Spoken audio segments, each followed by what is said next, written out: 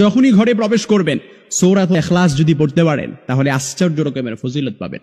অর্থাৎ ঘরে প্রবেশ করার সময় ঘরের দরজায় দাঁড়িয়ে আপনি সূরাতুল ইখলাস পড়বেন। কুল হুয়াল্লাহু আহাদ আল্লাহুস সামাদ লাম ইয়ালিদ ওয়া লাম ইউলাদ ওয়া লাম ইয়াকুল লাহু কুফুয়ান আহাদ।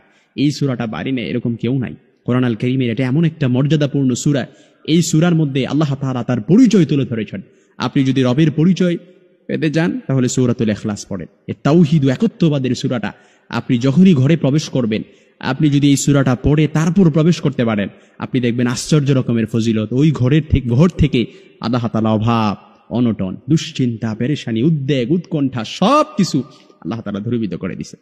এটা আমার কথা না, তাফসিরে কুরতুবীর বর্ণনা। আমি চমৎকার একটি রিওয়ায়াত পড়লাম, তখন আমি বিষয়টা কোট করলাম, জাস্ট আপনাদেরকে বলছি, আপনারা চাইলে ওই আমলটা করতে পারেন। সাহাবী সাআল ইবনে সাঈদ রাদিয়াল্লাহু তাআলা থেকে বর্ণিত, তিনি বলেন এক ব্যক্তি রাসূলের কাছে এসে বলে, ইয়া রাসূলুল্লাহ, অর্থাৎ দারিদ্রতার অভিযোগ করেছিল, ইয়া রাসূলুল্লাহ আমার কোনো কিছুতেই বরকত হয় না।